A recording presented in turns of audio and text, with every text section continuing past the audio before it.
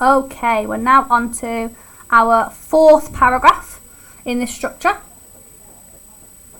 The structure, E stands for establish, P stands for, picture this, the first I stands for imagine, the second I is our information paragraph. This is where we provide our expertise, okay? We make our reader think that we know what we are talking about. This is where your imagination actually comes into play, weirdly.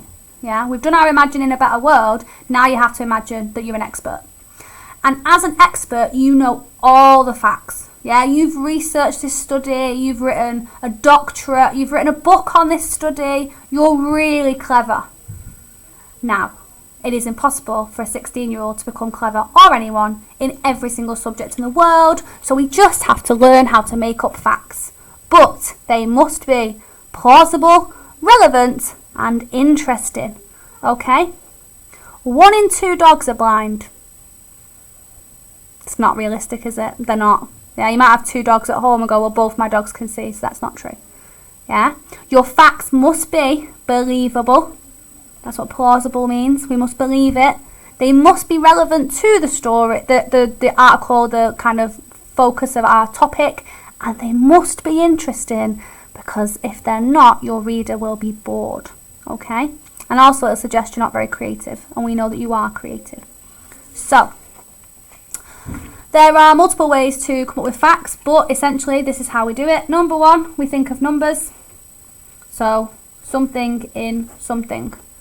Believe, feel, experience. So numbers such as like 1 in 100 people believe this or that. You might do 25 in 30 people believe . If you do numbers, a really good way to start it is in a recent survey. Oh, please do not make fun of the fact that I can't spell survey. Corrected my mistake. Everyone has spelling issues. In a recent survey, something insert something people.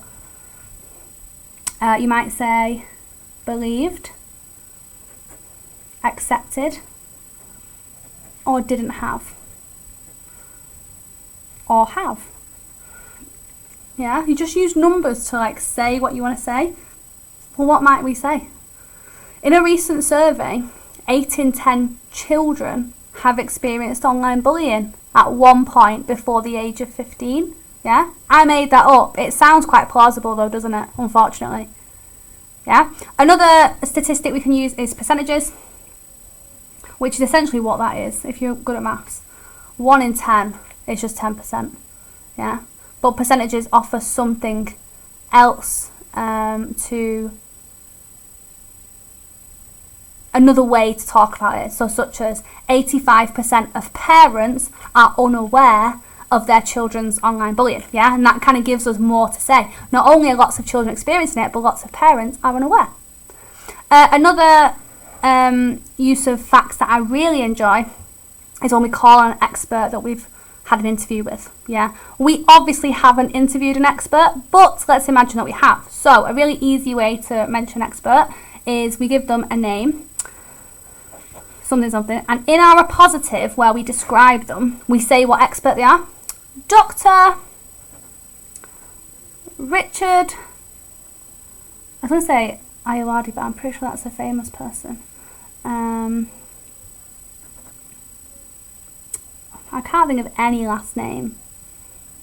Richard Ainsworth is the best name that came to my head, so I apologise if anyone's called Richard Ainsworth watching this. Dr. Richard Ainsworth, what are they an expert in? An expert in I might say a renowned expert, a famed expert, an award-winning expert. Yeah, I might give some like adjectives to really like prove this person's worth. An expert in or I might put what they are an expert in before. So I might say Dr. Richard Ainsworth, a renowned child psychology expert, a renowned social media expert. Yeah, I might put it in their title. Warns and I'm just going to do a quotation and pretend they said exactly what I want them to say, warns that the impact of social media will damage society for the next 30 years. Or the impact of social media will be the most damaging thing to society, just behind climate change. You know, really big it up. Yeah, and make it a really serious issue and have your expert prove that to your reader. Your reader should be worried as a result of your information. They should go, oh, this is quite serious. I should be paying attention. Yeah? And then what you do is put that into a paragraph. Make me care. And you've got to give me some of your own explanation here, maybe some rhetorical questions of how can we let this live on. We might do some imperative phrases such as this must be stopped, there must be something we can do. No parent can leave their child alone to suffer bullying by themselves, etc. Yeah? And then you have a go at that. Yeah, so have a go at your information, write those ideas into a paragraph, come up with your own expert, come up with your own numbers, come up with your own statistics, and then put it in a paragraph for your information. And then the next video, we'll have 2 more for the next 2 paragraphs. Thank you.